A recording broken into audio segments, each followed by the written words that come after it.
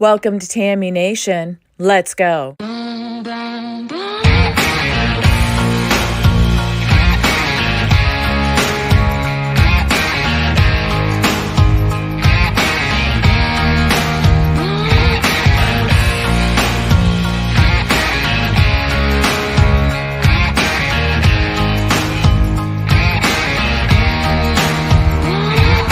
been running from 9 to 5, been biting my tongue for all this time. Won't let anyone cut me short. I was thinking this was the way to go, and you put up your puppet show. I say cheers to life. No, I'll be no good man's wife. Just leave me alone. I'm running the show. I'm telling you, it's my time to rise up. Live the life I'm proud of. No, you better go home. Hey, good afternoon, everybody. How's it going? It's kind of chaotic and crazy out there, isn't it? What we thought we were waiting for was a round 3 vote on House Speaker, since Jordan didn't gain that and garner that position today earlier in round 2, has turned into all chaos breaking out in the Capitol, in the Rotunda, with a so-called protest going on. I just watched some live footage that Marjorie Taylor Greene was reporting live from there. It is totally chaotic in the Rotunda. If you guys haven't seen it yet, what happened was apparently there's a protest happening in the Rotunda. There's been over 300 arrests made, and there's like 400 or more people there. And they would not comply with the Capitol Police stating that they had to leave the inside because people weren't allowed to be inside doing what they were doing. Never mind that everybody's in there and they're all around trying to get some work done. Okay, it's a business day. We have a House Speaker that we're trying to get elected. And Marjorie Taylor Greene has also received threats. Apparently, some of these protesters were in there throwing things and making threats to different House members, different people in Congress. Marjorie Taylor Greene had some very troubling words and thoughts about who these people were, because these people are wanting to look like it's an innocent little protest inside, pro-Israel protest. And they are calling for a ceasefire in Gaza after what happened yesterday in the hospital in Gaza, killing over 500.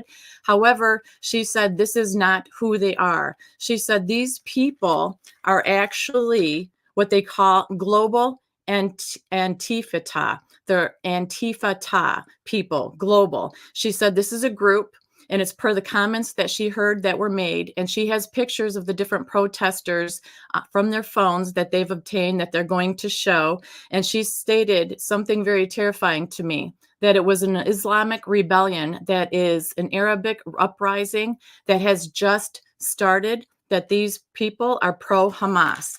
And we know that we've been seeing protests in the streets, our streets across major cities like Dearborn, Michigan, like in New York, in Chicago, and other places. She said that these people have just started to get going, that this is only the beginning. And what I'd like to know is, and she wants to know, is how did these people get in there? You have to go through security to get in there. And what are they allowing all these people in there for? When you have that many people coming in, you kind of know what's going to be happening. So there are many questions to be answered. There are still a lot of them that are in there. Apparently, they don't have enough buses to take these people out and get rid of them and obtain them and arrest them and everything else. So interesting enough as well, yesterday, there was an internal letter that went out from the Sergeant at Arms to all the House members, warning of a potential demonstration or some kind of event that was going to possibly occur. So the Sergeant at Arms did forewarn everybody yesterday, stating that they were going to supply more security and make sure that everything was taken care of. Guess what? Apparently that security didn't work. And if they knew ahead of time yesterday, per that Sergeant of Arms letter that was supplied to all the House members, how did all these people get in here? And that's what some of the questions that are being asked and tossed around. It's very chaotic over there in there. I have another friend that is actually from this state of Georgia that was doing business there in one of the governmental buildings. She came out and they made her go like the complete opposite way out of one of the buildings in her meeting with one of the congressmen. And she was sitting right across and she was shaking and terrified. And she said, no matter what you're hearing and seeing on Twitter and all these, X and all these different social medias, she stated that indeed this was happening and it was terrifying. And this was before Marjorie Taylor Greene and some of the networks and social media platforms had insiders reporting from the inside of the rotunda where this was occurring. So that was just the beginning, and she was shaken. So they are not allowing people on foot. They don't have only one direction that they are allowed to go.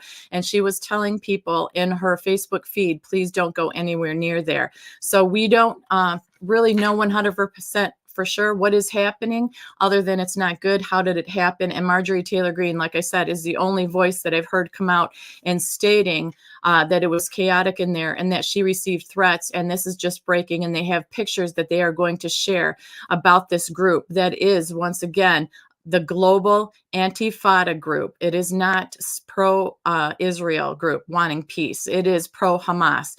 Also, right before this initial, in whatever you want to call it, I don't want to use the words, let's put it that way.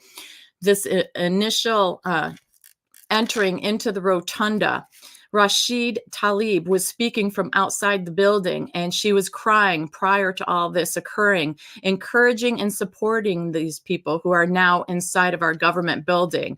She was holding, they were all holding up the business of the day. She was out there actually crying, speaking, saying, how can you do this? Or how can you allow this to happen? That Biden, not everybody supports what you are doing.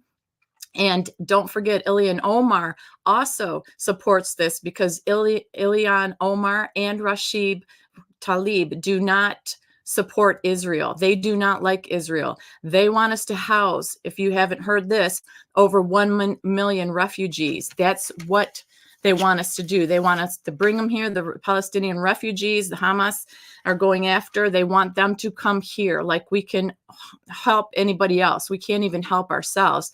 So what they are not doing, Ilhan Omar and Rashid Tlaib, what they are not doing is demanding that Hamas be taking over. They are saying that we need to house the refugees.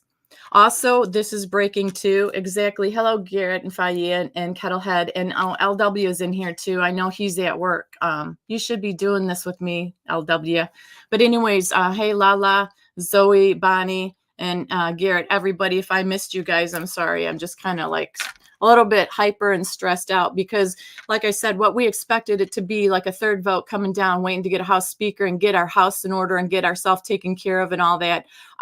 Obviously broke into this chaos that is going on at the Capitol right now.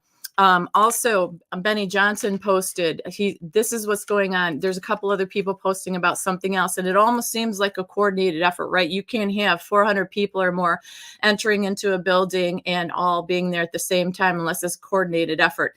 That's why Marjorie Taylor Greene says we need to get this taken care of. And, why are these people still here? She actually had to have her people standing around her team, because two of the main people that they said were coordinating all these efforts, who these two people were telling people what to say, how to behave and stuff, were actually standing right in front of her, or actually behind her, staring at her. And like I said, she had a lot of threats coming at her. So she had to have her team surrounding her, and she's looking around. She's like, why are these people even still in this building? Why is this building not secure yet? So the other thing that is breaking, there are a lot of U.S. embassies that are being thrown over, overrun, and rioting occurring, including fires. And this is the U.S. embassies included in Lebanon, Jordan, Iraq, Yemen, Turkey, and across the Middle East. There's a lot of chaos ensuing. Benny Johnson put out saying that there are crowds burning fires and chanting outside of the U.S. embassies in Lebanon, Jordan, Iraq, Yemen, Turkey, and across the Middle East, which is what I just said. He said, obviously, we know this. The world leaders are canceling all their meetings with Biden. He's not able to meet with anybody, right? But Netanyahu, Benjamin Netanyahu, which he made a fool of himself by reading cards, that his little note cards, and that was an embarrassment because he even stumbled over those. And basically, Benny Johnson is saying what we've all been saying. The world recognizes weakness. We are so weak right now, internally and externally. All our money is going out to the Ukraine and other places. We are not taking care of our own.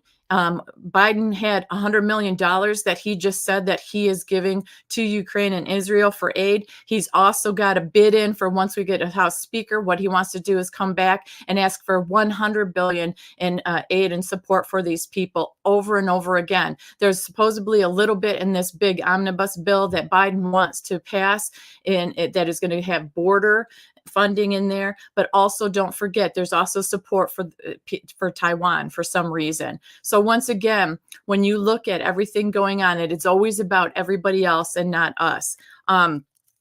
Also, we have Matt Wallace came out and said pro-Hamas protesters have stormed Israel's embassy in Jordan and set it on fire. And this comes along after the hospital in Gaza that got bombed. So, there's so much. It's kind of scary, you guys. It's with all this kind of stuff breaking out. Like I said, it's terrifying. Garrett says Joe Biden joined Truth Social. Oh no. Yeah, we do have to wake up because everybody seems to be wanting the money to go for everybody else. Even with Hakeem Jeffries, with the nomination today, there were some points of interest that the man who nominated him had. And the first business of order, he said, once Hakeem Jeffries should become Speaker of the House, is the support for Ukraine and Israel. Once again, we were not mentioned, not securing our borders, not taking care of our own, but about Israel and Ukraine, that they need the support. How much more can we bleed and give before we're just totally collapsed? Because now this is happening inside of our Capitol building. I thought that wasn't allowed. Also, the precursor is these people knew this was coming. The Sergeant at Arms put this notification and this letter out. They were still in. What is going to happen to Rashid Tlaib for saying what she said right outside of the government building on our own soil? She's talking about this in encouraging these people to be pro-Hamas, right? Whatever thing's going on against Israel. Israel is our partner. Israel is our ally. So what's going to happen to her now? Because there was less than that happened on J6. We know that. And look at all the chaos that ensued over that. So, is this the pinnacle of what's going to explode and happen and all come down? It's incredible. Also, the other thing that I found astounding that came out today, like I said, I haven't really left my computer again because there's so much going on. But this is another thing that the Biden DHS happened, what they hired today. Listen to this. So Biden's Department of Homeland Security has hired PLO, which is the Palestinian Liberation Organization's spokeswoman, Najwa Ali, to work as an education officer for the U.S. Customs and Immigration Service. What this job does is this job decides who gets let into in America as an asylum seeker and who gets left out. She describes herself as an American-born Palestinian from the heart, Palestinian at heart, from Dearborn, Michigan. Dearborn, Michigan, I lived there. I worked in Dearborn, Michigan for many years. That is a hotbed of unassimilated immigrants where thousands reportedly, remember, took to the streets in support of Hamas attacks on Israel. And that was just last week or the week before. So that's who they've hired. Now, obviously, the Department of Homeland Security officer is repeatedly posting pictures of Hamas terrorists parachuting with guns, a Daily Wire investigation found. So Daily Wire found her social media and what she'd been posting over the years. And it is not obviously pro-America. She's a Palestinian at heart, she said. So, though Ali's job at the DHS included vetting people to make sure they were not a threat to the country before letting them in, it's not clear from anyone how the agency vetted her or who vetted her. So that her primary allegiance was to the Palestinians, not the United States, was evident from her social media platforms. So take a look at, once again, I'll spell her name, it's Nejwa, Najwa Ali. Go look her up and look at her social medias. And this is who the Biden administration, the DHS, has hired as the spokeswoman from the Palestinian Liberation Organization as the education officer for the U.S. Customs and Immigration. This, you can't even make this up. It's incredibly incredible. Like, there's nobody out there that was more qualified to do that than her. And then you look at her post. A lot of the posts were extreme rhetoric on Facebook, Instagram, and Twitter. It's been for years. It's not like it was just all of a sudden, or they didn't know this about her before they hired her. This has been going on for years. I think 2017 or 2016 or so.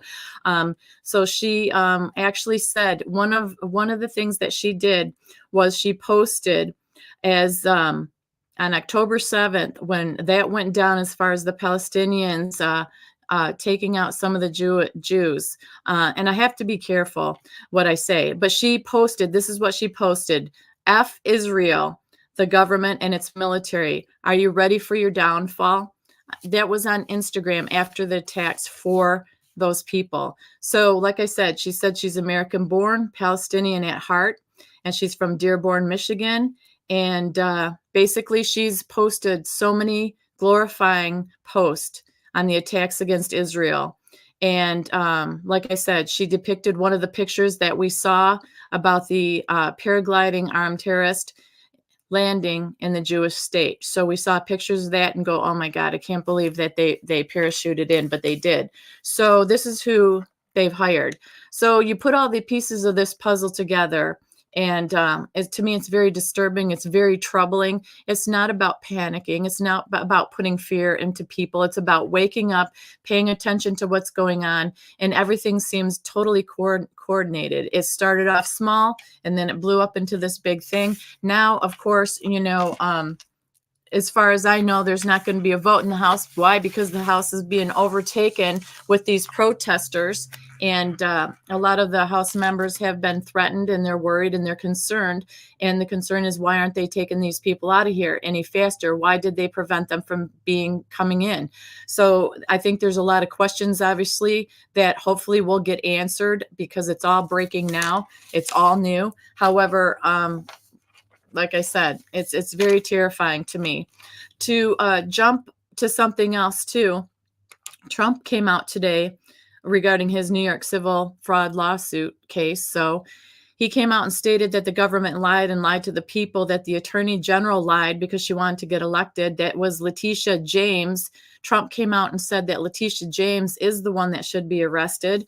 So the reporters were asking him why he was here. And, he said, actually, I should be out campaigning, but he wants to see what's happening face to face and witness what is going on with this case, because he wants to show the truth to we the people. He wants it transparency. He wants to be right there on the forefront of what's going on. And apparently one of the things that the media was putting out that was a big deal is that Trump was apparently scolded by one of the judge because he was talking too loudly to his lawyer in the courtroom. And that to me just sounds ridiculous. Why are you reporting on that? But Trump also came out today, and he's supposed to be quiet about some of this stuff, but he came out today and he called this trial a disgrace. He said it should be thrown out. He said the head of the Deutsche Bank came in today, said the loan was good, all is good, they're great, and everything's fine. So Trump has once again stated there's no victims in this case. Why? Everything's been paid back. We've paid it with interest. This should not have been brought to court. And Letitia James came out today or yesterday it was. She came out, and said this is gonna be victory. I'm gonna have victory in this case. She says what Trump fails to recognize, unfortunately, is what's happening in court is we have demonstrated over and over again that he committed lies and fraud. So she's standing her ground. She feels that she's in the right, and she's got support, and she's backing all her claims and her charges against him. And Trump is saying the complete opposite, obviously. So he's saying that it's a disgrace. She's the one that should be in jail. So there is a lot of stuff going on. It never ceases to amaze me. It's just a Wednesday, and here we are. Look at all the crazy going on. Next week, supposedly, Trump's former lawyer, Michael Cohen, is expected to be called by the state to show up in court. And we will have to see what happens with that. So Trump was still going strong. You see the pictures of him. He's got his I'm not playing face on. He's got a a warrior face on. I think he's about had it with all this going on. I can't wait to see what he says about everything that has just happened in the Capitol. I'm sure he's going to have a lot of things to say about that as well. It is a very, very, very tilted scale of justice. Lady Justice is not working for the United States of America or for her people. And they always say in war and with things that you always get the downfall. The downfall begins from the inside out. It's not from the outside in, it's from the inside out.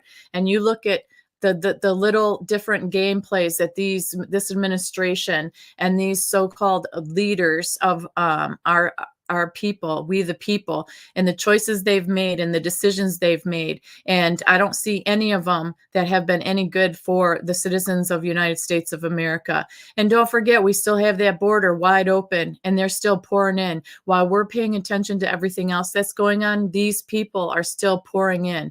And you have to ask yourself, if all this is going on, why would they continue to pour in? It's just getting worse and worse. There's nowhere to house them. There's no way to support them.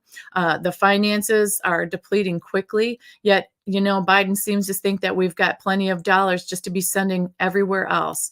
And really, there's nothing for us. So this is go time, I believe, people. I believe it's time for us to really pay attention. We've said that many times, but especially for the people who may still have their heads in the cloud and not be paying attention, who say, none of this is going to affect me. None of this is how it's always been in government.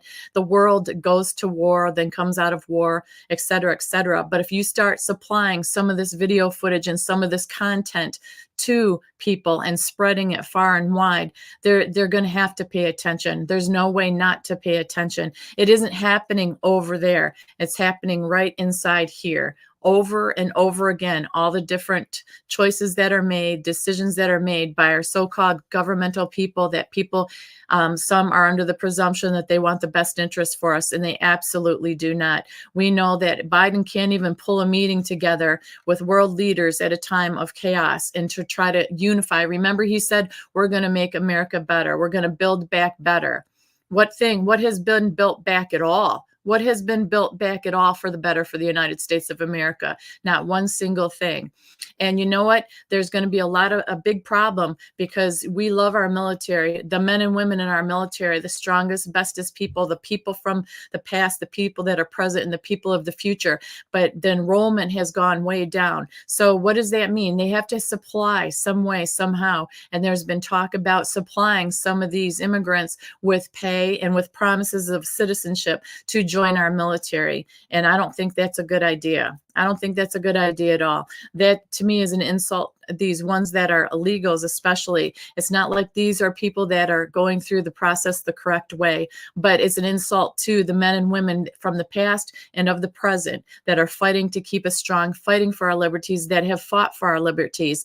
And they're just, it's an insult to them. So that infuriates me when it comes to our military, because they are the bravest, strongest, best that there is.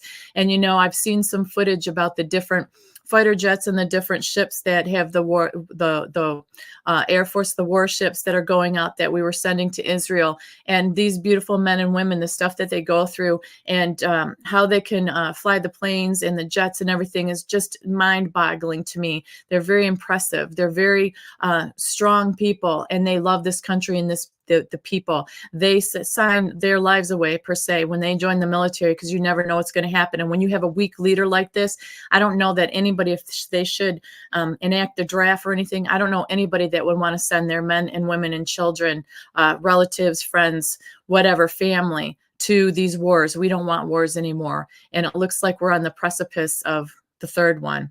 So with that, I'm just going to stay tuned, you guys.